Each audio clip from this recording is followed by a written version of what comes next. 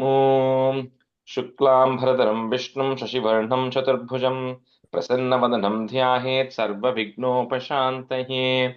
ॐ सहना भवतु, सहनौ भुनक्तु, सह वीर्यं करभावहै, तेजस्विनावधीतमस्तु मा विद्विषावहै। ॐ शान्तिः शान्तिः शान्तिः। अगजानन पद्मार्कं गजाननमहर्निशम् अनेकदन्तं भक्तानाम् एकदन्तमुपास्महे। श्रीमहागणपतये नमः। गुरवे सर्वलोकानां विषजे भवरोगिणां निधये सर्वविद्यानां श्रीदक्षिणामूर्तये नमः। अस्मद्गुरुचरणारविन्दाभ्यां नमः। वसुदेवसुतं देवं कंसचाणूरमर्दनं देवकी परमानन्दं कृष्णं वन्दे जगद्गुरुं। ज्ञानानन्दमयं देवं निर्मलस्फटिकाकृतिम् आधारं सर्वविद्यानां श्रीहयग्रीवमुपास्महे। श्रीहयग्रीवमूर्तये नमः। सरस्वति नमस्तुभ्यं वरदे कामरूपिणि विद्यारम्भं करिष्यामि सिद्धिर्भवतु मे सदा। श्रीमहासरस्वत्यै नमः। उमाकोमलहस्ताब्जसम्भावितललाटकं हिरण्यकुण्डलं वन्दे कुमारं पुष्करस्रजं। வெற்றிவேல் முருகனுக்கு ஹரஹரோஹரா. லோகவீரியம் மகாபூஜ்யம் சர்வரக்ஷாகரம் விபும் பார்வதீஹிருதயானந்தம் சாஸ்தாரம் பிரணமாம்யகம். சுவாமியே சரணமையப்பா. वागर्ताविव सम्पृक्तौ वागर्त प्रतिपत्तये जगतः पितरौ वन्दे पार्वती परमेश्वरौ। श्रीपार्वती परमेश्वराभ्यां नमः। कोमलं कूजयन् वेणुं श्यामलोऽयं कुमारकः वेदवेद्यं परब्रह्मा तस्मै श्रीगुरवे नमः। अस्मद्गुरुचरणारविन्दाभ्यां नमः। श्रीकृष्ण गोविन्द हरे मुरारे श्रीनाथ नारायण वासुदेव। श्रीकृष्ण गोविन्द हरे मुरारे श्रीनाथ नारायण वासुदेव। श्रीकृष्ण गोविन्द हरे मुरारे श्रीनाथ नारायण वासुदेव। पीताम्बरं करविराजितचक्रशङ्खकौमोदकी सरसिजं करुणासमुद्रं राधासहायम् अतिसुन्दरमन्दहासं वातालयेशम् अनिशं हृदि भावयामि। कृष्णो रक्षतु मां चराचरगुरुः कृष्णं नमस्ये सदा। कृष्णेनैव सुरक्षितोऽहमसकृत् कृष्णाय दत्तं मनः। कृष्णादेव समुद्भवो मम विभो कृष्णस्य दासोऽस्म्यहम्। कृष्णे भक्तिरचञ्चलास्तु भगवन् हे कृष्ण तुभ्यं नमः। श्रीगुरुवायूरप्पा शरणं नम्राणां सन्निधत्ते सततमपि पुरस्तैरणभ्यर्थितानपि अर्थान् कामानजस्रं वितरति परमानन्दसान्द्रां गतिं च। इत्थं निःशेषलभ्यो निरवधिकफलः पारिजातो हरे त्वं क्षुद्रं तं शक्रवाटी द्रुममभिलषति व्यर्थमर्त्यव्रजोऽयं। श्रीगुरुवायूरप्पा शरणं श्रीभट्टपादम् अनिशं हृदि भावयामि। वंशी विभूषितकरात् नवनीरदाभात् पीताम्बरात् अरुणबिम्बफलादरोष्टात् पूर्णेन्दुसुन्दरमुखात् अरविन्दनेत्रात् कृष्णात् परं किमपि तत्त्वमहं न जाने। കൈരണ്ടും കൂപ്പി ഞാൻ വീണ്ടുമീറക്കുന്നു നീരജലോചന നിന്നോടായി. ഈതീനു മന്യനെ കുമ്പിടേണ്ടാത്തോരു രീതിയിൽ നീ എന്നെ പാലിക്കെന്നായി. കൃഷ്ണ ഹരേ ജയ കൃഷ്ണ ഹരേ ജയ കൃഷ്ണ ഹരേ ജയ കൃഷ്ണ ഹരേ. Good morning, everyone. Okay, so we have just limited people. We'll try to do one, maybe two. Let's see. Okay, so we'll start with Dashakam 50 today. So 50 is Vatsasura Bhadavarnanam, Bakasura Bhadavarnanam cha. So you can have Mridulaji, you and Sita, you can be student. So stanza one. Tarala madhukrit vrindhe vrindavane tamanohare पशुपशिशुभिः साकं वत्सानुपालनलोलुपः हलधरसको देव श्रीमन् विचेरितधारयन् गवलमुरलीवेत्रं नेत्राभिरामतनुद्युतिः. So we saw in the last Dashakam how the Gopas, Gopikas, Krishna, Balarama, they all relocated from Gokulam to Vrindavan because they said, too many inauspicious things keep happening in Gokulam, right? And so maybe let's go to greener pastures. And they went to Vrindavanam, which we saw was like a forest of tulsi leaves. So it's just a forest where they all relocated, thinking that all the, inauspicious things, all these people will stop harassing Krishna and Balarama. But of course, that doesn't stop, right? So now they move to Vrindavan. So, and we also saw the beauty of Vrindavan in the last Dashakam. So this one is kind of a little bit continuing in there, saying, that you, Krishna, along with Haladhara, the one who carries the Hala, which is Balarama, and, all the other Gopa boys, you start, moving around Vrindavan, like we saw earlier, with your form, which is very pleasing.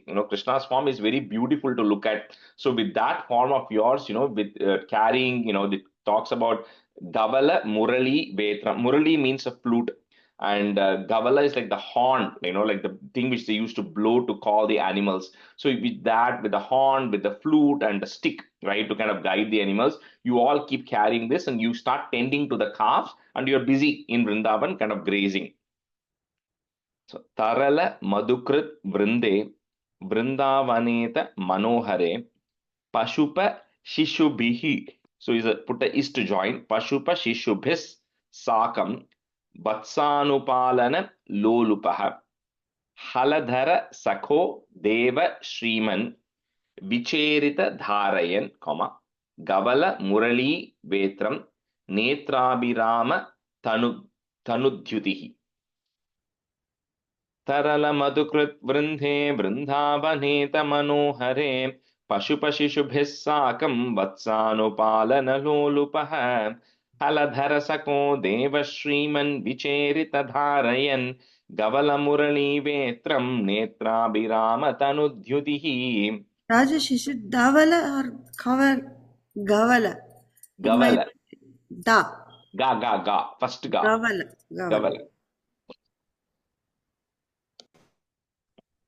सरलमधुकृद्वन्दे वृन्दावनेथ मनोहरे पशुपशिशुभिः साकं वत्सानुपालनलोलुपः हलधरसखो देवा श्रीमन् विचेरितधारयन् गवळमुरळीवेत्रं नेत्राभिरामतनुद्युतिः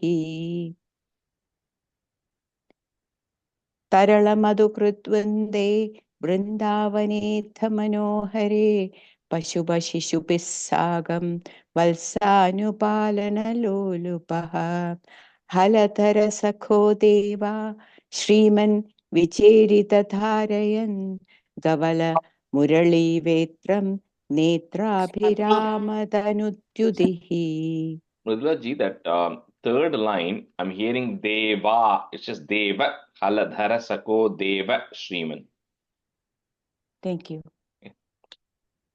तरलमधुकृद्वृन्दे वृन्दावनेथ मनोहरे पशुपशिशुभिः साकं वत्सानुपालनलोलुपः हलधरसखो देव श्रीमन् विचेरितधारयन् गवलमुरलीवेत्रं नेत्राभिरामस्तुतिः तरलमधुकृद्वृन्दे वृन्दावनेथ मनोहरे पशुपशिशुभिः साकं वत्सानुपालनलोलुपः हलधरसको देव श्रीमन् विचेरितधारयन् गवलमुरलीवेत्रं नेत्राभिरामतनुद्युतिः.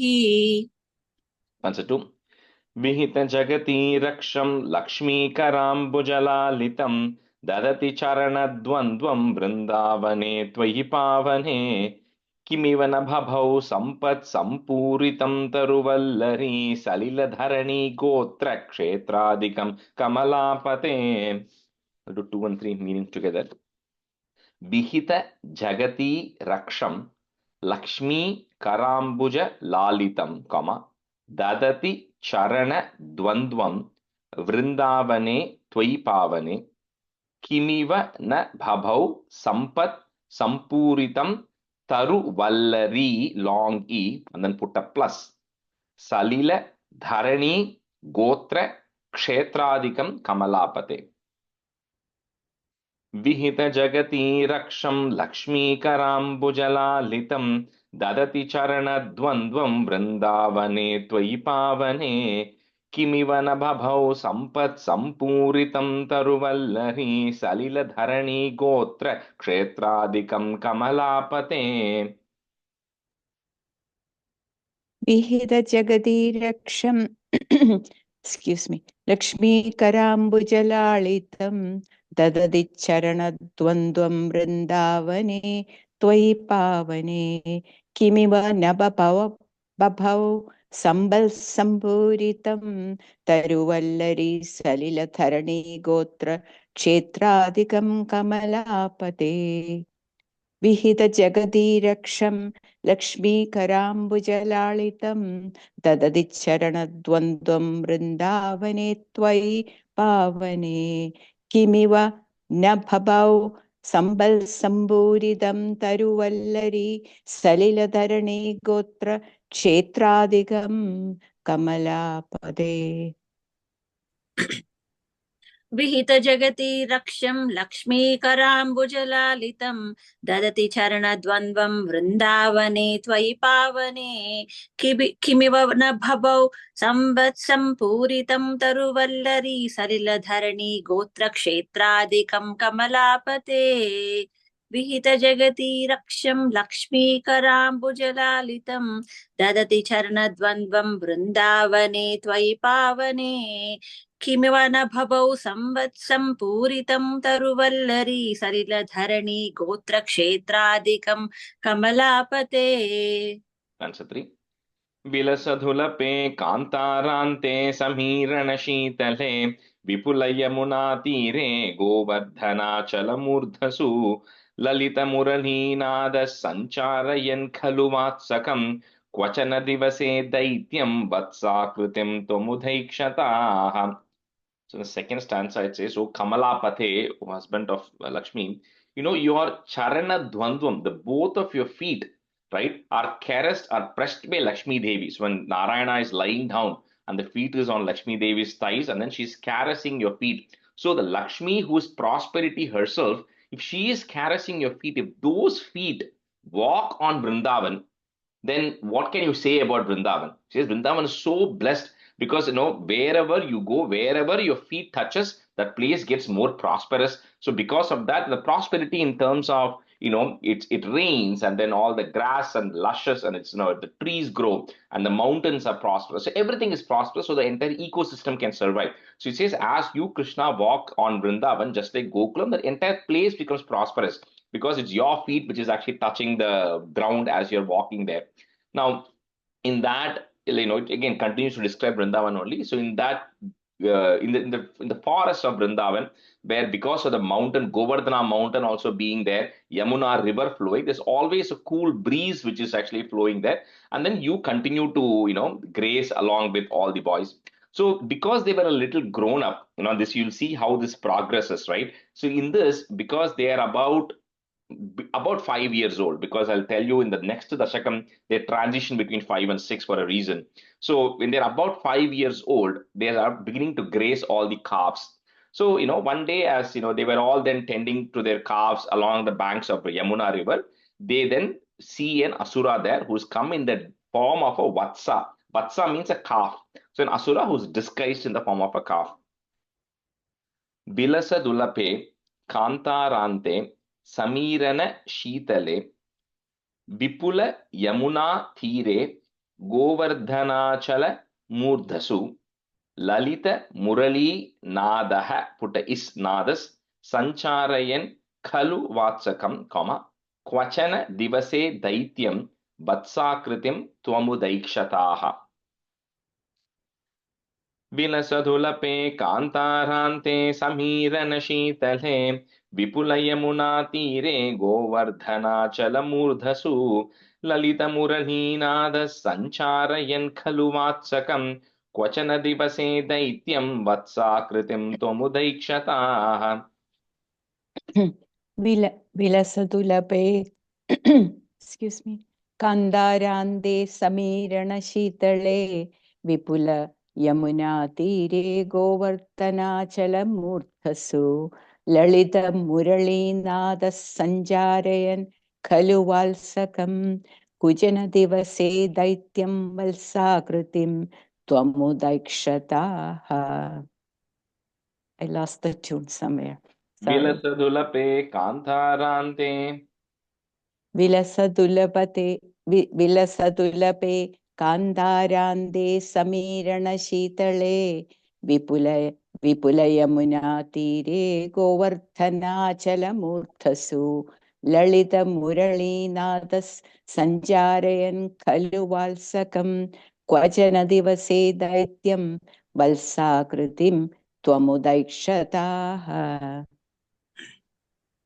विलसदुलपे कान्तारान्ते समीरणशीतले विपुलयमुनातीरे गोवर्धनाचलमूर्धसु ललितमुरलीनाथः सञ्चारयन् खलु वात्सकं क्वचन दिवसे दैत्यं वत्साकृतिं त्वमुदैक्षताः. विलसदुलपे कान्तारान्ते समीरणशीतले विपुलयमुनातीरे गोवर्धनाचलमूर्धसु ललितमुरलीनाथः सञ्चारयन् खलु वात्सकं क्वचन दिवसे दैत्यं वत्साकृतिं त्वमुदैक्षताः. Answer 4. रभसविलसत्पुच्छं विच्छायतोऽस्य विलोकयन् किमपि वलितस्कन्धं रन्ध्रप्रतीक्षमुदीक्षितं तमतचरणे बिभ्रद्बिभ्रामयन् मुहुरुच्चकैः कुहचन महावृक्षे चिक्षेपितक्षतजीवितम्. So when Krishna saw that, there was this demon Asura who had now assumed the form of a calf and then, merged with the other calves. That way nobody will recognize, who he is. But Krishna recognized and he points to Balarama and says, look, there is another person who's actually come here. And then, then Krishna then slowly approaches that calf who is also kind of merged with the rest of the calf. And that Asura is continuing to, wag his tail, behaving like every other calf, and looking for an opportunity to, strike at Krishna and Balarama. So what Krishna then caught the calf by its hind leg and then, swirls it and then throws it up onto a tree. Because he realizes this is one of those, Kamsa's emissaries who's come in that form as well. Rabasa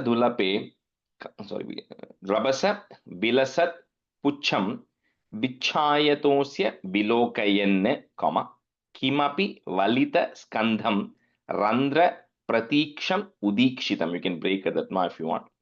Tamata Charane Bibrad Bibhramayan Muhuruchakaihi, Kuhachana Mahavrikshe Chikshepita Ksatajivitam. Rabasa Vilasat Pucham Vichayatosya Vilokayan Kimapi Valita Skandham Randra Pratiksham Tamata Charane Bibrad Bibhramayan Muhuruchakaihi Kuhachana Mahavrikshe Chikshepita Ksatajivitam. Rapasa Vilasat Pucham Vichayatosya Vilokayan Kimapi Validaskandam Randra Pratikshamudikshitam Tamadacharane Bibradvibramayan Muhuruchakaihi Kuhachana Mahavrikshe Chikshepita Ksatajivitam. Rapasa Vilasat Pucham Vichayatosya Vilokayan Kimapi Validaskandam Randra Pradikshamudikshitam Tamadacharane Bipradibramayan Muhuchuraikaihi Kuhachana Mahavrikshe Chikshepitakshatjivitam. Mudulaji, the third line, last word, Muhur Uchakaihi. Muhur Uchakaihi. Shall I split it like that? You can either, if you want to break it, you can say it Muhur Uchakaihi. Okay. It says Uchakai is throwing it high. So that's what it is. Yeah. Thank you. Rabasa Vilasat Pucham Vichayatosya Vilokayan Kimapi Valitaskandam Randra Pratikshamudikshitam Tamata Charane Bibrad Vibramayan Muhuruchakaihi Kuhachana Mahavrikshe Chikshepita क्षतजीवितम् रभसविलसत्पुच्छं विच्छायतोऽस्य विलोकयन् किमपि वलति स्कन्धं रन्ध्रप्रतीक्षमुदीक्षितम् थमत चरणे बिभ्रद्विभ्रामयन् मुहुरुच्चकैः कुहचन महावृक्षे चिक्षेपित क्षतजीवितम्. Second line, second word, valita. I think you said valati. Maybe just a Oh, sorry. Sounds of right. निपतति महादैत्ये जात्या दुरात्मनि तत्क्षणम् निपतनजपक्षुण्ण क्षोणीरुह क्षतकानने दिवि परिमिलत् वृन्दा वृन्दारकाः कुसुमोत्करैः शिरसि भवतो हर्षात् वर्षन्ति नाम तथा हरे. So when Krishna swirled this calf and then threw it on top of a large tree called as a kapita tree, which has a lot of flowers, and maybe it looks like it has some fruits also. So when it fell down, when the demon then went and landed on top of the tree, then of course, all of these demons, they take a different form. So when he goes and falls on top of the tree, it shakes the tree so much that the fruits, the kapita fruits which were there, they all start falling down.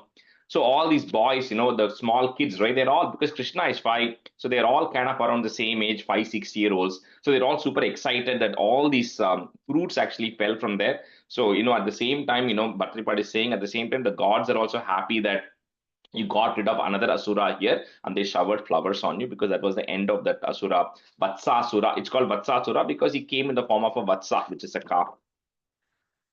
Nipatati Mahadaitye Jatya Duratmani Tatkshanam Nipatana Java Kshunna Kshoniruha Kshatakānane. So all of this is the ksha. So the K sound has to come when you're saying that.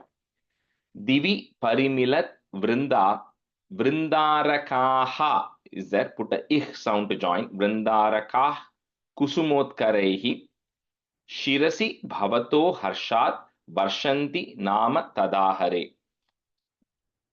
निपतति महादैत्ये जात्या दुरात्मनि तत्क्षणम् निपतनजपक्षुण्ण क्षोणीरुह क्षतकानने दिवि परिमिलत् वृन्दा वृन्दारकाः कुसुमोत्करैः शिरसि भवतो हर्षात् वर्षन्ति नाम तदा हरे. निपतति महादैत्ये जात्या दुरात्मनि तत्क्षणम् निपतनजवक्षुण्ण क्षोणीरुह क्षतकानने दिवि परिमिलद्वन्द्वा वृन्दा परिमिलद्वृन्दा वृन्दारकाः कुसुमोत्करैः शिरसि भवतो हर्षाद् वर्षन्ति नाम तदा हरे. निपतति महादैत्ये जात्या दुरात्मनि तत्क्षणम् निपतनजवक्षुण्ण क्षोणीरुह क्षतकानने दिवि परिमिलद्वन्द्वा वृन्दारकाः कुसुमोत्करैः शिरसि भवतो हर्षाद् वर्षन्ति नाम तथा हरे. निपतति महादैत्ये जात्या दुरात्मनि तत्क्षणम् निपतनजवक्षुण्णक्षोणीर्भत रुहक्षतकानने दिवि परिमलद्वृन्दा वृन्दारकाः कुसुमोत्करैः शिरसि भवतो हर्षाद् वर्षन्ति नाम तदा हरे. निपतति महादैत्ये जात्या दुरात्मनि तत्क्षणम् निपतनजवक्षुण्णक्षोणीरुहक्षतकानने दिवि परिमलद्वृन्दा वृन्दारकाः कुसुमोत्करैः शिरसि भवतो हर्षाद् वर्षन्ति नाम तदा हरे. You take out the third line, second word, Parimilad. Parimilad-vrinda. Yeah. 6 and 7, I'll combine the meaning. Surabhilatama Murdhan Yurdhvam Kutaha, is that put a ich sound? Kutah Kusumavali, comma, Nipatati Tavet Yukto Balaihi, put a is to join Balais, Sahelam Udairayaha, Jhatiti Danuja Kshepe Nordhvam, Gatas taru mandalat, kusuma nikaraha, put is nikara soyam, noonam sameti shanairiti. सुरभिलतमा मूर्धन्यूर्ध्वं कुतः कुसुमावली निपतति तवेत्युक्तो बालैः सहेलमुदैरयः झटिति दनुजक्षेपेणोर्ध्वं गतस्तरुमण्डलात् कुसुमनिकरः सोऽयं नूनं समेति शनैरिति. It is yukto, right? Nibadati davet yukto. Yukto தானே? Yukto, what did I say? I said something. இல்ல என்னோட புக்ல யுக்தஹான்னு போட்டு. Oh, okay. Sometimes in the yuktaha, yukto, they mix it because individually it's yuktaha, but when it's coming next to the other word like bala, it becomes yukto. So change it to yukto.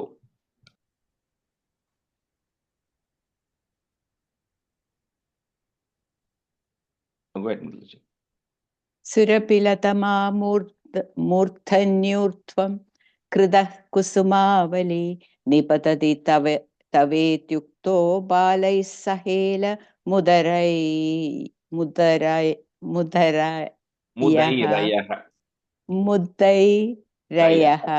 Thank you. झटिति धनुजक्षेपेणोर्ध्वं गतस्तरुमण्डलात् कुसुमनिकरः सोऽयं न्यूनं समेति शनैरिति. Mudalaji, that first line you said kritaha is kutah kusumavali. Thank you.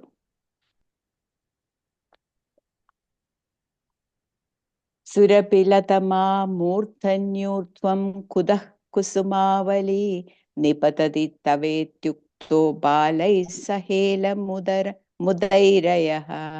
झटिति तनुजक्षेपेणोर्ध्वं गतस्तरुमण्डलात् कुसुमनिकरः सोऽयं न्यूनं समेति शनैरिति. सुरभिलतमा मूर्धन्यूर्ध्वं कुतः कुसुमावली निपतति तवेत्युक्तो बालैः सहेलमुदैरयः झटिति धनुक्षपेण्योर्ध्वं गतस्तरुमण्डलात् कुसुमनिकरः सोऽयं नूनं समेति शनैरिति. That second, third line, second word, danuja kshepenordhvam. Oh, I missed the ja, right? Yeah. Sorry. Okay. सुरभिलतमा मूर्धन्यूर्ध्वं कुतः कुसुमावली निपतति तवेत्युक्तो बालैः सहेलमुदैरयः झटिति धनुजक्षेपणोर्ध्वं. I'll do it again. Kshepenordhvam. झटिति धनुक्षपेणोर्ध्वं. I'm saying no. No, I think you're also missing the ja again.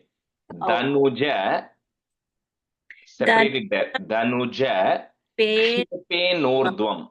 Yeah. Danuja kshepenordhvam. Correct. गतस्तरुमण्डलात् कुसुमनिकरः सोऽयं नूनं समेति शनैरिति. And the seventh. क्वचन दिवसे भूयो भूयस्तरे परुषा तपे तपनतनया पातः पातुं गता भवदादयः चलितगरुतं प्रेक्षामासुर्बकं खलु विस्मृतं क्षितिधरगरुच्छेदे कैलासशैलमिवापरम्. Previous stanza, nothing much, like when the gods showered flowers on you, and when the flowers fell, all the boys asked, where is all these flowers coming from? So Krishna, you just joked saying that, because it just came from the tree, because when the asura went up, the flowers came down. So you just kind of, because of small kids, right? So you just joked with them. Next, then that episode gets over. Vatsasura episode is over. Then one fine day, as again, when Krishna, Balarama, most of these things, Balarama is going to be there. Now, in 51st Dasakam, Balarama is not going to be there. And we'll see why that is then. But anyway, in this case, Balarama is also coming along. They are all tending to their calves another day. So it's just beginning to get hot. So they go to the banks of Yamuna to drink water. So on the water, in the river itself, they see like a gigantic body of like a crane, like a crane who is actually standing there.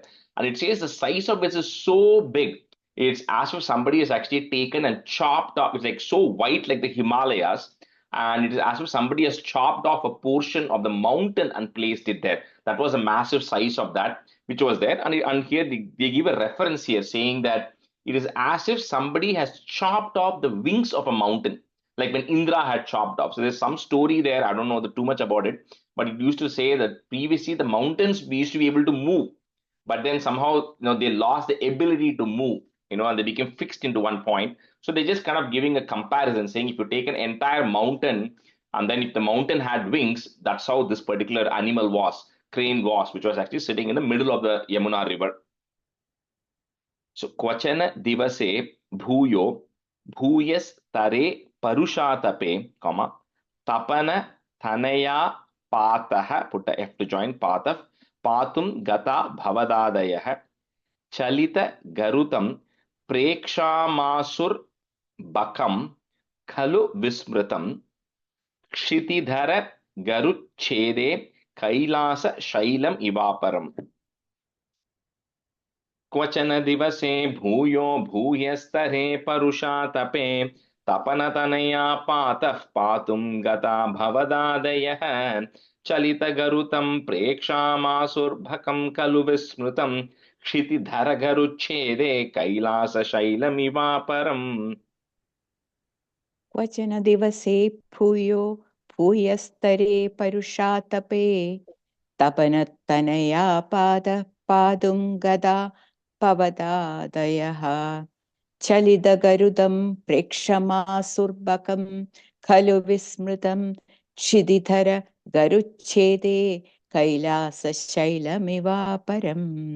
क्वचन दिवसे भूयो भूयस्तरे परुषातपे तपनतनया पादः पादुं गदा भवदादयः चलितगरुदं प्रेक्षामासुर्भगं खलु विस्मृतं क्षितिधरगरुच्छेदे कैलासशैलमिवापरम्. क्वचन दिवसे भूयो भूयस्तरे परुषातपे तपनतनया पातः पातुं गता भवधादयः चलितगरुतं प्रेक्षामासुर्भकं खलु विस्मृतं क्षितिधरगरुच्छेदे कैलासशैलमिवापरम्. क्वचन दिवसे भूयो भूयस्तरे परुषातपे तपनतनया पातः पातुं गता भवधादयः चलितगरुतं प्रेक्षामासुर्बकं खलु विस्मृतं क्षितिधरगरुच्छेदे कैलासशैलमिवापरम्. That's it. पिबति सलिलं गोपव्राते भवन्तमभिद्रुतः सखिलनिगिलन्नग्ने प्रख्यं पुनर्धृतम् उद्वमन् दलयितुमगात्रोट्याः कोट्या दधाशु भवान् विभो फलजनबिदा चुञ्चुश्चञ्चू प्रगृह्य ददारतम्. Because this Bakasura, Baka means a crane. So because this Bakasura is so massive in size, he was able to then actually swallow Krishna in. That was the size of his mouth that he was able to. Anyway, cranes can open their mouth wide as well. So he opens it and then he swallows Krishna. So when Krishna then gets into his mouth, then in some cases, like we saw in Trinavarta's case, Krishna grew in size or became heavy in size. However, in this case, Krishna gets very hot. And when he gets very hot, what happens is for the crane, there's as if like a burning sensation, as if like a fire is burning in its throat, because of which it spits Krishna out. And then it begins to attack Krishna again once Krishna is out. And then at that time, Krishna is able to hold on to the beaks of the crane and then get rid of the crane itself. So when the boys see that initially the crane has swallowed Krishna, so it says how they almost fainted, but then they somehow had confidence. That's the thing with all these Gopa boys. We'll see multiple of these episodes coming. They have trust in Krishna. They knew that nothing can happen to Krishna. Is some superpower he has, right? The boys always used to feel that. So even though the crane swallowed him, they felt confident that he'll be able to fight it back, and then Krishna eventually gets rid of the crane. Pipati Salilam Gopavrate Bhavantam Abhidrutaha. You can break at that ma if you want, comma. Sakila Nigilan Nagni. It's Nigilan and Agni, but it becomes a double na there. So Nigilan Nagni Prakyam पुनर्द्रुतम् उद्वमन् दलयितुमगात् त्रोट्याः, is that put a ich sound, त्रोट्याः कोट्या तदाशु भवान् विभो, खल जन भिदा चुञ्चुः चञ्चू प्रगृह्य ददारतम्। पिबति सलिलं गोपव्राते भवन्तमभिद्रुतः suckle निगिलन्नग्निप्रख्यं पुनर्द्रुतमुद्वमन् धलयितुमगात्रोट्याः कोट्या तदाशु भवान् विभो खलजनबिदा चुञ्चुश्चञ्चू प्रगृह्य ददारतम्। पिबति सलिलं गोपव्राते भवन्तमभिद्रुतः सकिल निगिलन्नग्निप्रख्यं पुनर्द्रुतमुद्वमन् दलयितुमगात्रोट्या कोट्या तथाशु भवान् विभो खल जनदिदा चुञ्जुः चञ्जु प्रगृह्य ददारतम्। पिबति सलिलं गोपव्राते भवन्तमभिद्रुतः सकिल निगिलन्नग्निप्रख्यं पुनर्द्रुतमुद्वमन् दलयितुमगात्रोट्या कोट्या तथाशु भवान् विभो खलजनदिता चुञ्जुः चञ्जु प्रगृह्य ददारतम्। I'm looking at the last line. Chunchush, there's a ish sound there, and then chanchu is a long u. So can you just say the last line again? Khalajana. Khalajana dida chunjush chanju pragrihya dadaratam. Yeah. Thank you.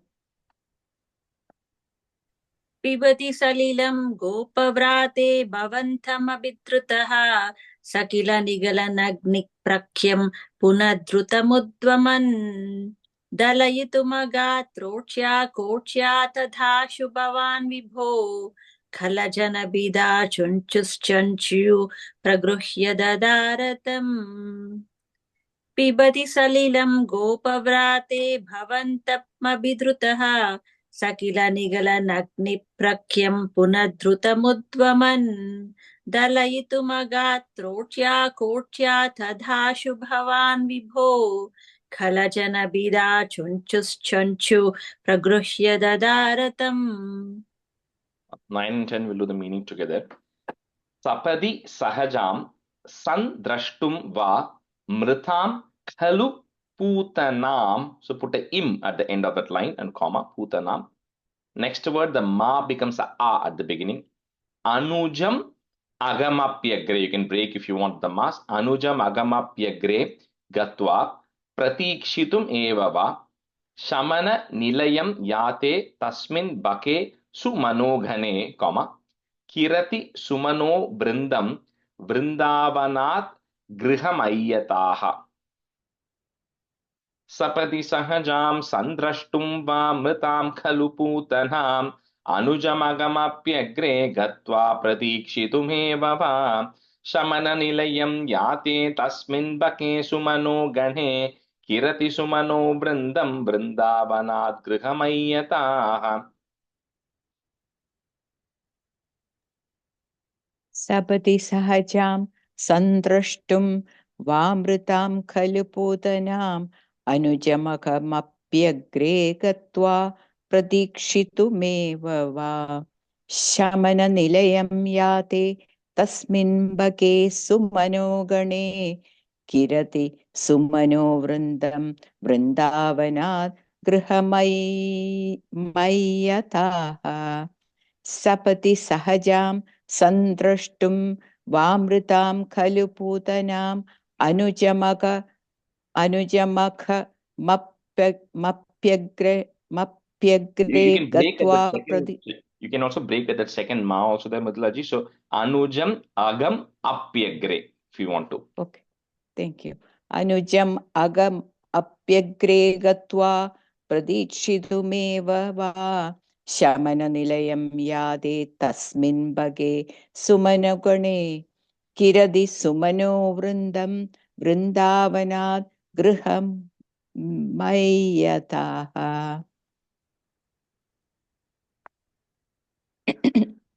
सपदि सहजां सन्द्रष्टुं वा मृतां खलु पूतनाम् अनुजमघमप्यग्रे गत्वा प्रतीक्षितुमेव वा शमननिलयं याते तस्मिन् बके सुमनो गणे किरति सुमनो वृन्दं वृन्दावनात् बृहमयि यथाः सपदि सहजां सन्द्रष्टुं वा मृतां खलु पूतनाम् अनुजमगमप्यग्रे गत्वा प्रतीक्षितुमेव वा शमननिलयं याते तस्मिन् बके सुमनो गणे किरति सुमनो वृन्दं वृन्दावनात् गृहमयि यथाः Uncertain. ललितमुरलीनादं दूरान्निशम्य वधूजनैः त्वरितमुपगम्याराद् आरूढमोदमुदीक्षितः जनितजननी नन्दानन्दः समीरनमन्दिरप्रतितवसते शौरे दूरीकुरुष्व ममामयान्. So when Bakasura, eventually Bakasura also gotten rid of, and then when he reached, it was as if it tells, so this all of them, this Bakasura, Putana, Aghasura, who is going to come in 51st Dasakam, they're all kind of siblings. So it says, Bakasura, you went there to first meet your sister Putana, who had already reached there, and also to wait for your brother Aghasura, who is going to come later. So with all of this happening, right, and finally when all the Bakasura is eventually gotten rid of, the boys all kind of came back to senses, right? And they felt much more comfortable because nothing happened here. Krishna is free, the boys are free. So they all then come back. And when they come back home to Vrindavan, and of course the message or notification for everybody that Krishna is coming is Lalita Murali Nadam. They begin to hear the beautiful sound of the flute playing. So that's how all these people realize that, okay, the boys are coming back, because they first hear the sound of the music coming from Krishna's flute. So when all these people, they come back, like always, like Sakatasura's incident, the boys say, today we went in, there was this massive crane, the crane tried to swallow Krishna and it spat him out, but Krishna somehow, broke open its beak and all that. But none of them believe, nobody believes these stories, so they all, they ignore it, saying that these boys always seem to have these unique experiences every time they go, and they end up ignoring it. With that, this Dashakam comes to an end. It says, O Shaure, which means Vasudeva, O Krishna, please eradicate all the ailments I have. Lalita Murali Nadam Duran Nishamya Badhu Janaihi. So put a visarga and comma, the end of it. Next line, the is goes away. Tvaritam Upagamyarat Aruda. So you can break at the da if you want. So Tvaritam Upagamyarat Aruda Modam Udikshitaha Janita Janani Nandanandaha. Put a is to join Nandanandas Samirana Mandira, and then put a plus. Pratita Basate Shaure, comma, Duri Kurushwa Mamamayan. Lalita Muralhi Nadam Duran Nishamya Vadhujanaihi Tvaritamupagамyarad Arudha Mudikshitaha Janita Janani Nandhananda Samirana Mandira Pratita Vasate Shaure Duri Kurushwa Mamamayan.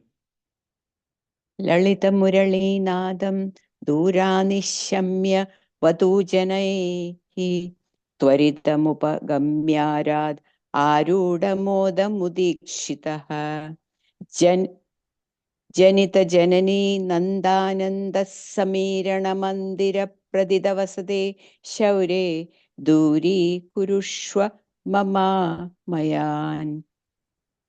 Lalita Murali Nadam Duranishamya Vadujanaihi Tvaritamupagамyarad Arudamodamudikshitaha Janita Janani Nandananda Samirana Mandira Pratitavasade Shaure Duri Kurushwa Mama Mayan.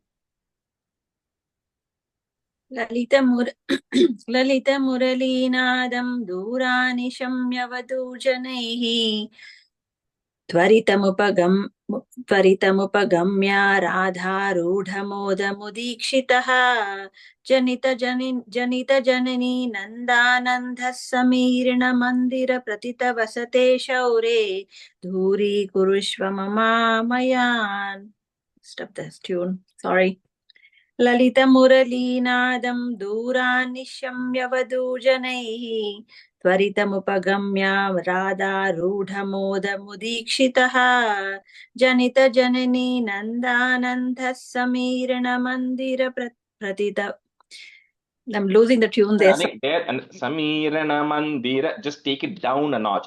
Janita Janani Nandhananda Samirana Mandira Pratita Vasate Shaure Duri. Sorry. Samirana Mandira Pratita Vasate Shaure Duri Kurushva Mamamayan. Shri Krishnaya Parabrahmane Namaha. It's a short Dashakam. We also do 51 today. So Shashireka, you can be a student, and Ravi, you can be a student. It's a small chapter, but the 51 and 52 are connected in the sense that some of the things which I will say here will repeat in 52. This is a kind of a connection like a movie, like you see some scenes in the movie of people carrying things, and then that thing will repeat again, right? So you have to kind of get some context, and I'll tell you when that comes. So 51 is Aghasura Vadavarnanam. Kadhachana Brajashishubhis Samam Bhavan Vanashane Vihitamativ Pragetaram Samavruto Bahutara Vatsa Mandalaihi Sate Manai Niragamadish Jemanaihi. Continuing, so one day Krishna decides that we are not just going to go grazing, but we are actually going to go have a picnic in the forest as well. So they kind of they had planned everything the previous evening. So they all rose up very early in the morning, and Krishna then invited all his friends and everybody, the calves. Then they all got their group of calves because they all manage a herd, right? So they all get their group of calves and then decide to proceed to the forest. And the boys were carrying a bunch of things today. So, like I said, they were carrying the bugle, which is the horn which they carry. Most of them have a flute in their hand. They have a stick in their hand, and they were also carrying a lunch bag because they had to survive the day. So they were carrying cooked rice, right? And this cooked rice included some curd rice and everything. So that's why even for people who came to the Narayaneeyam, 51st Dashakam, whoever signed up for the prasadam it said cooked rice. Because typically then after this Dashakam is over, we do a cooked rice Naivedyam. Because that's what Krishna and the boys eat in this Dashakam at the very end of the Dashakam, right? So they take cooked rice to go to the forest. Kadachana Braja Shishubhihi is there, put a is to join. Shishubis Samam Bhavan, Vanashane Vihita Matihi, put a F Matif, Pragetaram, Samavruto Bahutara Vatsa Mandalaihi, Sate Manair Niragamadisha Jemanaihi. Kadachana Brajashishubhis Samam Bhavan Vanashane Vihitamativ Pragetaram Samavruto Bahutara Vatsa Mandalaihi Sate Mane Niragamadisha Jemanaihi. Kadachana Vrajashishubhis Samam Bhavan Vanashane Vihitamativ Pragetaram Samavruto Bahutara Vatsa Mandalaihi Sate Manai Niragamadisha Jemanaihi. Kadachana Vrajashishubhis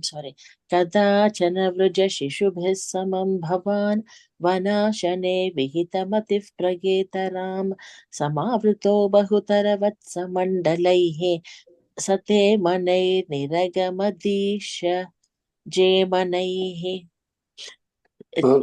Kadachana Vrajashubhis Samam Bhavan Vanasane Vihitamativ Pragetaram Samavruto Bahutara Vatsa Mandalaihi Sade Manai Niragamadisha Jemanaihi.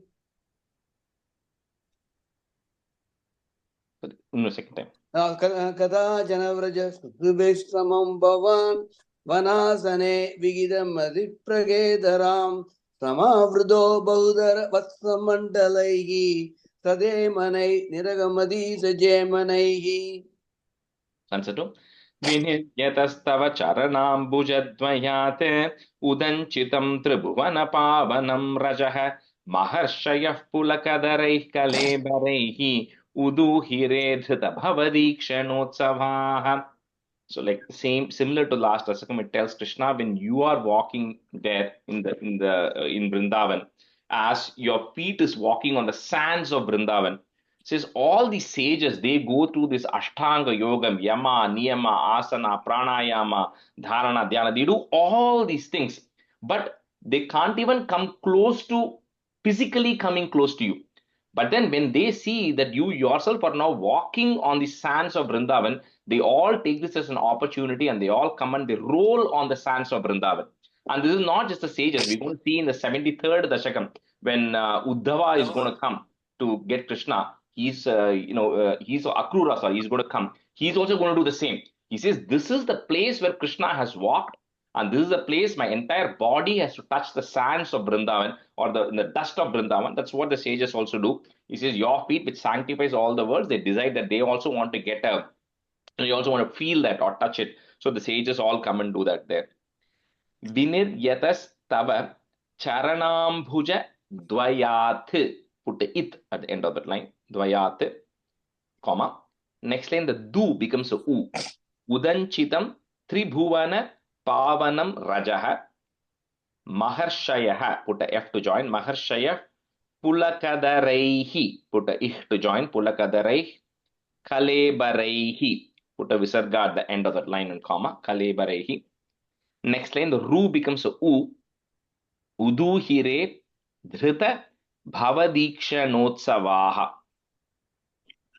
Vinhiryatastava charanambujadvayate udanchitam tribhuvana pavanam rajah maharshayah pulakadaraih kalebaraihi uduhire dhrita bhavadikshanotsawaha. विनिर्यतस्तव चरणाम्बुजद्वयात् उदञ्चितं त्रिभुवनपावनं रजः महर्षयः पुलकधरैः कलेबरैः उदूहिरे धृत भवदीक्षणोत्सवाः विनिर्यतस्तव चरणाम्बुजद्वयात् उदञ्चितं त्रिभुवनपावनं रजः महर्षयः पुलकधरैः कलेबरैः उदूहिरे धृतभवदीक्षणोत्सवाः विनिर्यदस्तव चरणाम्बुजद्वयात् उदञ्चितं त्रिभुवनभावनं व्रजः मगर्षयः पुलकधरैः कलेबरैः उदूहिरे धृतभव दीक्षणोत्सवाः विनिर्यदस्तव शरणाम्बुजद्वयात् उदञ्चितं त्रिभुवनभावनं व्रजः मगर्षयः पुलकधरैः कलेबरैः उदूहिरे धृतभव दीक्षणोत्सवाः. Answer 3. प्रचारयत्य विरलशाद्वले तले पशून् विभो भवति समं कुमारकैः अघासुरोऽन्यरुणदगाय वर्तनीं भयानकः सपदि शयानकाकृतिः. So there was another, like we said, Bakasura, when he went in the previous Dashakam, he said he went to meet Putana and to await Aghasura. Like I said, they're all siblings. So this Aghasura, another emissary of Kamsa.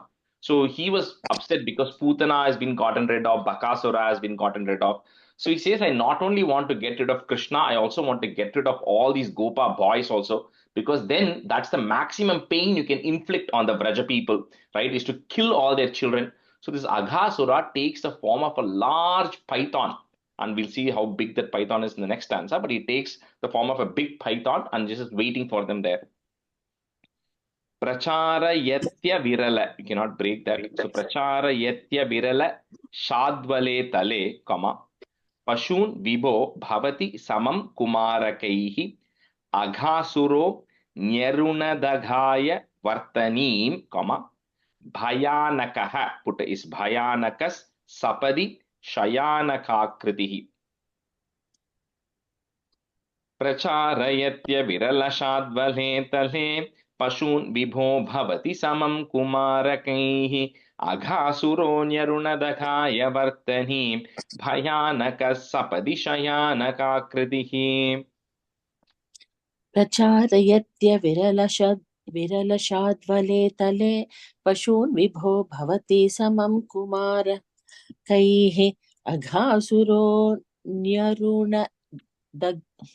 दघाय वर्तने भयानक सपदिशयानकाकृतिः. It is Kumara, right? In The which second line? Kumarakaihi. Okay.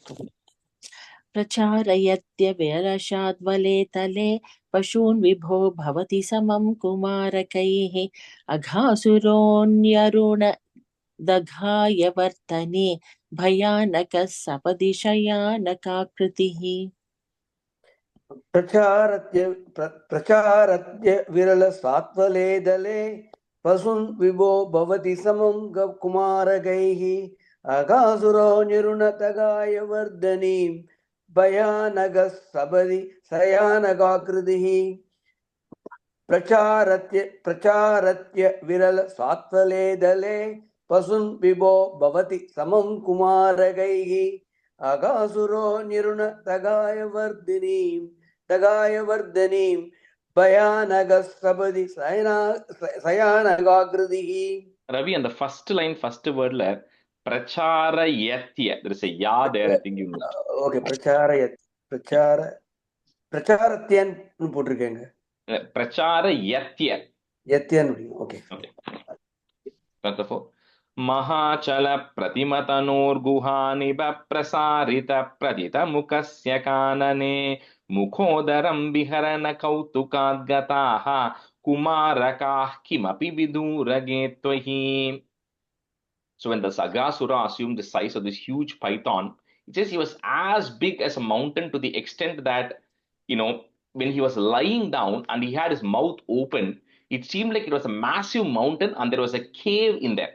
So, it was like the lower lip was kind of resting on the floor and the upper lip was like pretty big. So it looked like a massive entrance to a cave.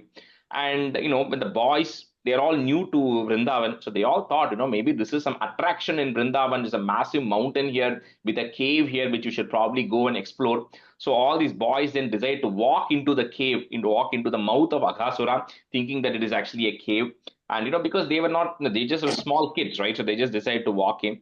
You, Krishna, you are going a little ahead, because you kind of course, Krishna, know, being an Antarami, you know what is happening. You heard the boys talking about all these things, and unknown to them, this Aghasura is what is there. However, you did not stop there. So the boys ended up entering into the mouth of the snake. So, Mahachala Pratima Tanur Guha Nibha, put a plus, Prasarita Pratita Mukasya Kanane Mukhodaram Viharana Kautukat Gataha, Kumarakaha, put a ich sound, Kumarakah, Kimapi Vidurage Twai. Mahachala Pratimatanor Guha Nibha Prasarita Pratita Mukasya Kanane Mukhodaram Viharana Kautukat Gataha, Kumarakah, Kimapi Vidurage Twai. महाचल प्रतिमतनोर्गुहानिभ प्रसारित प्रथित मुखस्य कानने मुखोदरं विहरण कौतुकाद्गताः कुमारकाः किमपि विदूरगे त्वयि. महाचल प्रतिमतनोर्गुहानिभ प्रसारित प्रथित मुखस्य कानने मुखोदरं विहरण कौतुकाद्गताः कुमारकाः किमपि विदूरगे त्वयि.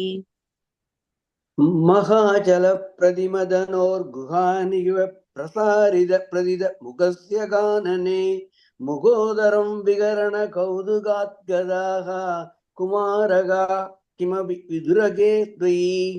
महाचल प्रतिमदनोर्गुहानिव प्रसारित प्रदित मुखस्य कानने मुखोदरं विहरण कौतुकाद्गताः कुमारका किमपि विदूरगे त्वयि. Stanza 5. Pramadata pravisati pannagodharam kvatattanau pashupakule savatsake bidannidam tomapi viveshita prabho suhrijjanam visharanamashu. So here, if you notice, like in the previous Dasakam, it says, Krishna, you along with Haladhara, with Balarama, you went. But here it does not mention Balarama at all. So anytime there is something that is happening with the snake, because Balarama is Adishesha's incarnation itself. So anytime there is some confrontation or something happening with a snake, and it will happen 3 times, all those 3 times Balarama will not be there. So this is the first instance where this is happening. Then we'll see in Kali and Ardhanam. Then there's another time when Nandagopal will get swallowed by a snake. None of those 3 times Balarama will be there, right? So anyway, so here the boys then enter into the mouth of the snake. But Aghasura doesn't swallow the boys because he's still waiting for Krishna to come in. And however, when the boys begin to enter, they are able to feel the heat because of the poison inside the mouth of the snake. So they're all beginning to burn, right, because of the heat that is there. So at this point, Krishna isn't thinking, okay, I have to go in, I have to not only rescue the boys, I also have to get rid of this Aghasura, who even the gods have been praying that somehow this demon has to be gotten rid of. So having thought about a plan, you then, Krishna, decide to enter into the mouth of the snake as well to help the boys out. Pramadataha is there, put a Pramadata pravishati pannagodaram, comma, kvatat tanau pashupakule savatsake vidannidam twamapi viveshita prabho, comma, suhrij janam visharanam ashu rakshitum. Pramadata pravishati pannagodharam kvatattanau pashupakule savatsake vidannidam twamapi viveshita prabho suhrjanam visharanamashu rakshitum. प्रमादतः प्रविशति पन्नगोदरं क्वथत्तनौ पशुपकुले सवात्सके विदन्निदं त्वमपि विवेशितः प्रभो सुहृज्जनं विशरणमाशु रक्षितुम् प्रमादतः प्रविशति पन्नगोदरं क्वथत्तनौ पशुपकुले सवात्सके विदन्निदं त्वमपि विवेशितः प्रभो सुहृज्जनं विशरणमाशु रक्षितुम् प्रमादतः प्रविशति पन्नगोदरं क्वथत्तनौ पशुपकुले वात्सके विदन्निदं त्वमपि विवेचितः प्रभो सुहृज्जनं विसरणमासु रक्षितम् प्रमादतः प्रविशति पन्नगोदरं क्वथत्तनौ पशुपकुले वात्सके विदन्निदं त्वमपि विवेशितः प्रभो सुहृज्जनं विसरणम् आसुरक्षितम्. Answer 6. Galodhare vipulita varshmana tvaya mahorage lutati niruddha marute drutam bhavan vidalita kantha mandalo vimochayan pashupa pashun viniryayo. So when Krishna then gets into the mouth of Aghasura, so in the previous case, Bhakasura, he became very hot. So Bhakasura had to spit him out. So here, Krishna then begins to expand in size at the throat of the python. So because the python snakes, the mouth, it opens right there. So he starts expanding in size. So at that time, Aghasura also keeps expanding up to a point where he is able to grow. But when Krishna continues to expand, Aghasura is not able to expand anymore. And what happens because of that is he gets choked. And because he gets choked, in this case, what happens is his soul leaves from the top of his head, it says. And we'll see why that happens, right? The next stanza. So his soul leaves from the top of the head, and then it opens up. So Krishna and all the boys are able to then come up. So Aghasura pretty much dies. But like we saw in the 4th Dasakam, when something passes through the top of your head, your soul, that means you get liberated. So that's what is going to happen. So his soul, Aghasura is gotten rid of now.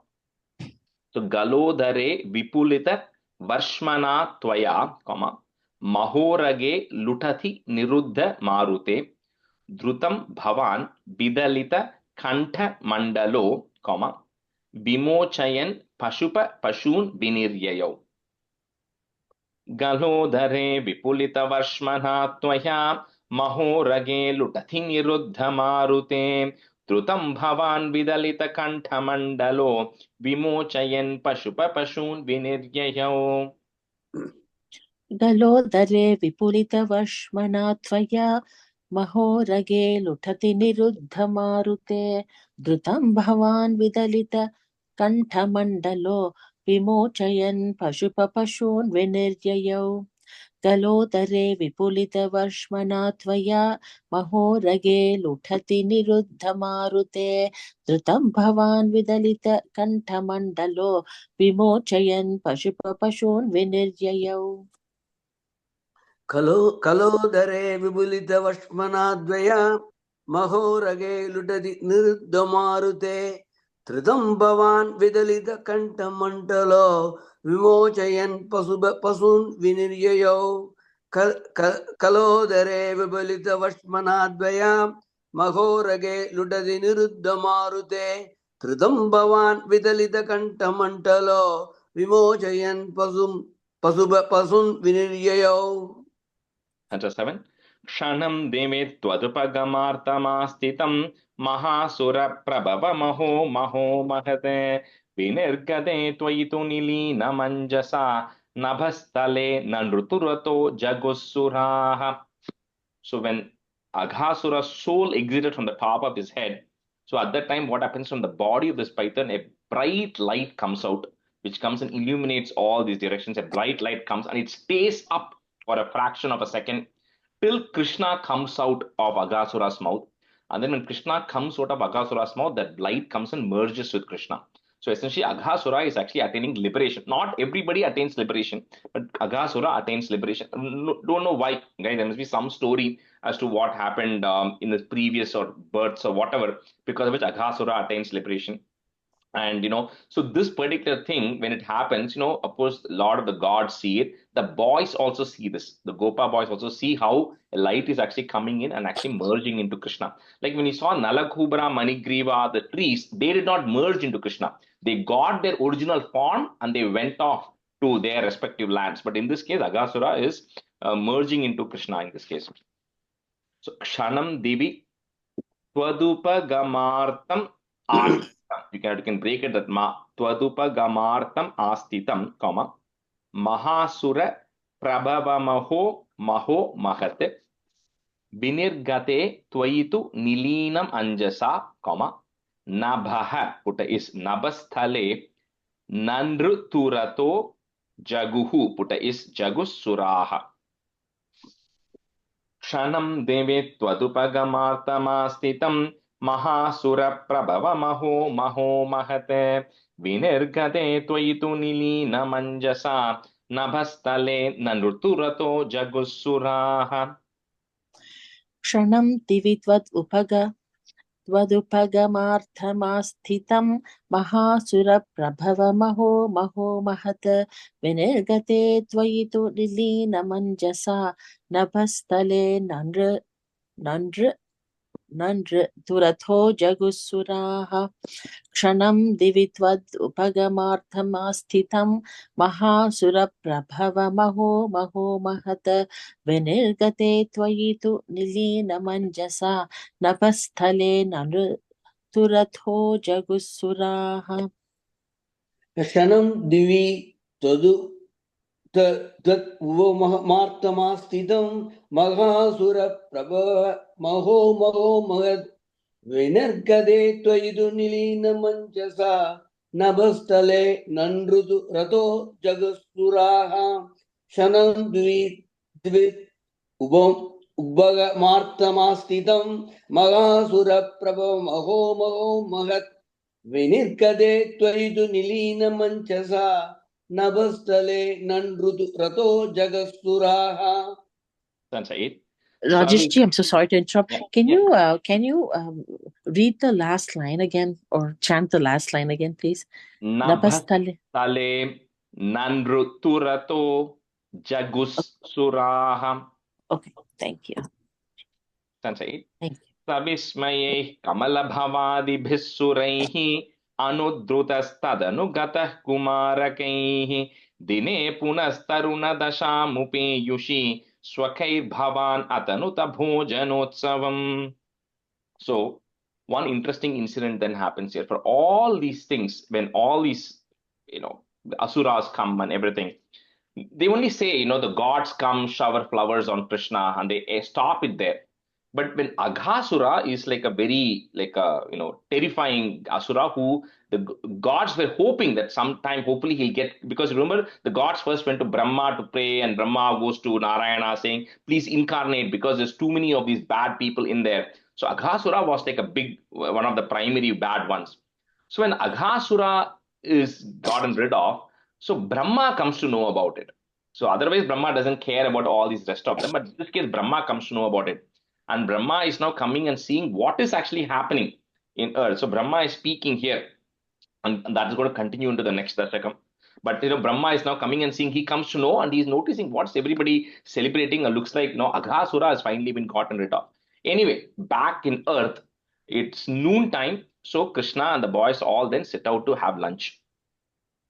Savismayehi, put a ich sound, Savismayehi Kamala Bhavadibihi, put a is to join, Kamala Bhavadibis Suraihi, put a visarga at the end of that line, comma.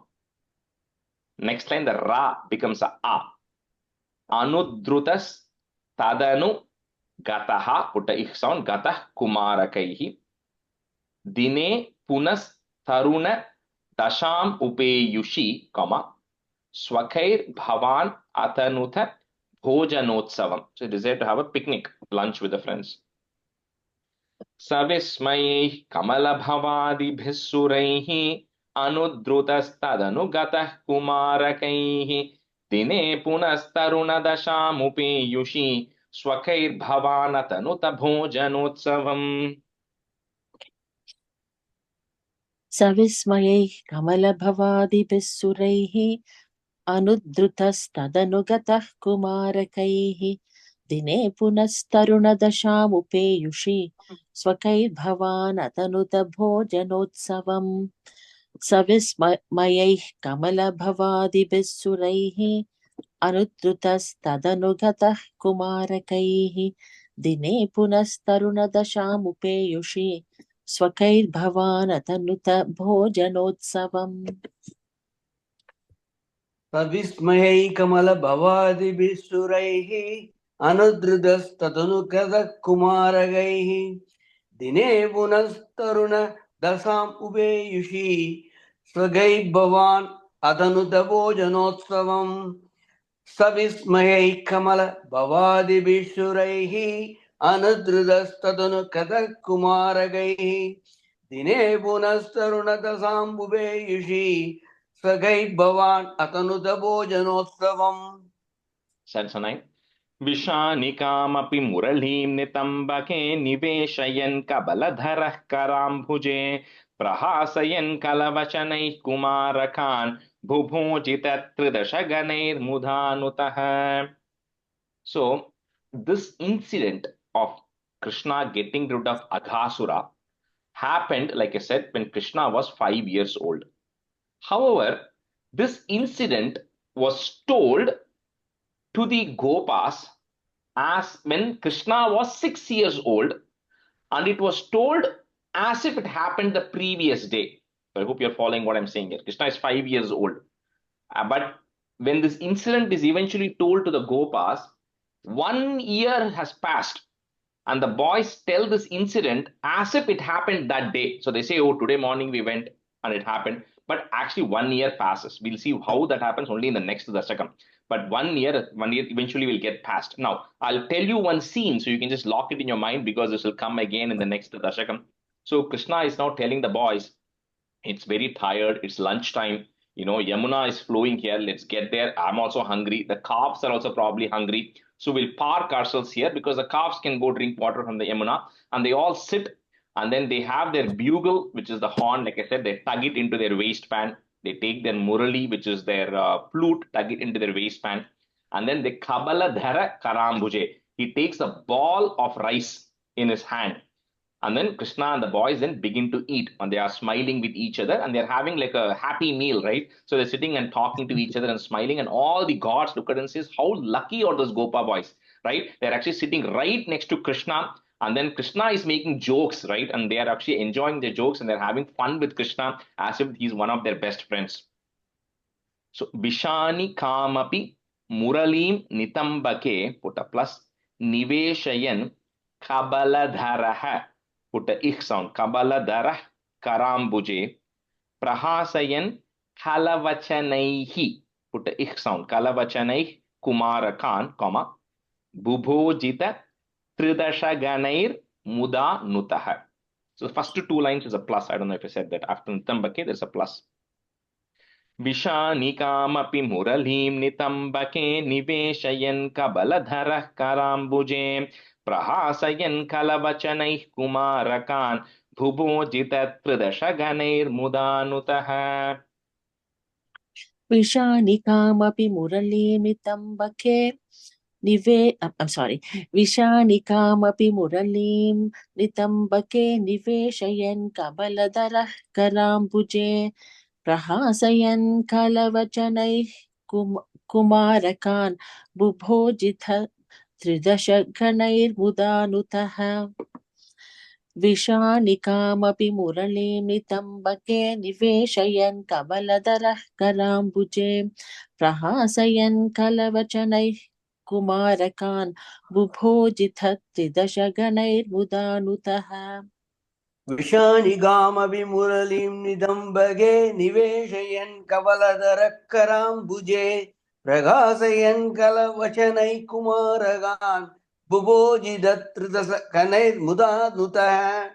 Vishanikamapi muralim nidambage niveshayan kavaladarakkarambuje pragasayan kalavachanai kumaragan bubhojidatridasakanair mudanutah. Stanza 10. Sukhasanam tvihatava gopamandale makhashanat priyamiva deva mandale iti stutastridashavareir jagatpate marutpuri nilaya gadat prapahimam. So, the gods discuss two things. They say, even though Aghasura was trying to get rid of Krishna and he came with that level of hatred, and even if Aghasura can get liberation, right, then what to think of all the people who are actually loving Krishna? There is no doubt about that, right? What is the path for them? And the other important aspect here is, for those who know Vishnu Sahasranamam, there is one stanza which says, Yajna Brit, Yajna Krit, Yajni, Yajna Bhuk, Yajna Sadhanaham. So Krishna, you are a Narayana with Yajna Bhuk. So you consume everything that is put into the yajna, into the havan. So people, all the devas, rishis, they all go put so many things into the havan, which ultimately reaches Krishna. But none of that matters for Krishna. For him, sitting with the Gopa boys and sharing that ball of rice that somebody else has got from their house is what he loves the most. So the Devas, they said, because it's instead of just saying some prayers and then offering something to the yajnam, you can offer whatever you want. He says it still has value, but he says what supersedes that is the love of the Gopa boys, which means it can also be love of anybody who is truly devoted. So with that love, no matter what you give, because the boys and Krishna, they're holding, it says they're holding the ball of yogurt rice and they're sharing it. So, there's like, we talk about, I'd say in Tamil, we talk about echil, muddy, we say all that, which is like, you can't touch your mouth and give it, right? But in this case, the boys are sharing their ball of rice. They're taking a bite and then giving it to Krishna, right? Because that's the amount of love and devotion that these boys have, that Krishna accepts it. And that's why the gods are saying, you know what, that is Krishna's happy meal. It is not what you're putting into the yajna that is his happy meal. This is what he absolutely loves, because the boys are so blessed because that's the amount of devotion and love. Very similar to how Shabari, bites that, the Nelikai, right? And she gives it to Rama. Similarly, right? So anyway, so with this thing comes to an end.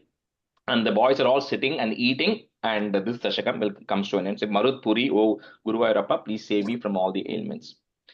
So Sukhashanam Tviha Tava Gopa Mandale, Makhashanat Priyamiva Deva Mandale.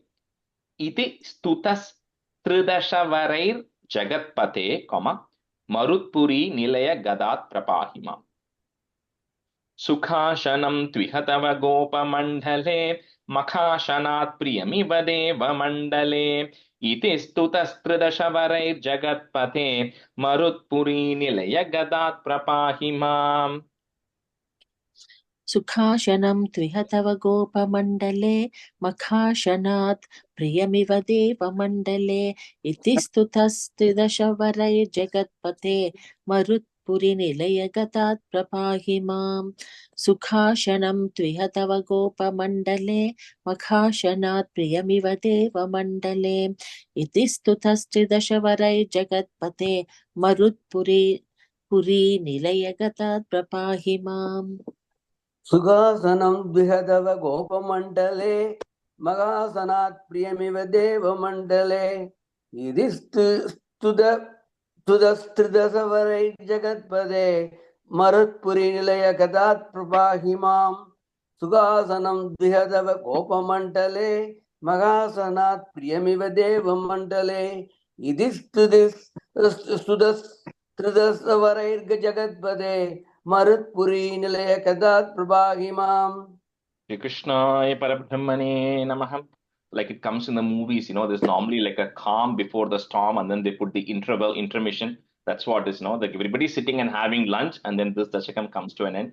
And next is a very nice Dashakam, one of my most favorite Dashakam 52, about the interaction between Brahma and Krishna, right, which we'll see in the next class. सान्ध्रानन्दावभूतात्मकमनुपमितं कालदेशावदिभ्यां निर्मुक्तं नित्यमुक्तं निगमशतसहस्रेण निर्भास्यमानम् अस्पष्टं दृष्टमात्रे पुनरुरुपुरुषार्थात्मकं ब्रह्मतत्त्वं तत्तावद्भाति साक्षात् गुरुपवनपुरे हन्त भाग्यं जनानां कायेन वाचा मनसेन्द्रियैर्वा बुद्ध्यात्मना वा प्रकृते स्वभावात् करोमि यद्यत् सकलं परस्मै नारायणायेति समर्पयामि. Thank you, everyone. Thank you, Rajesh. Thanks. Bye, everyone. Thank you. Bye.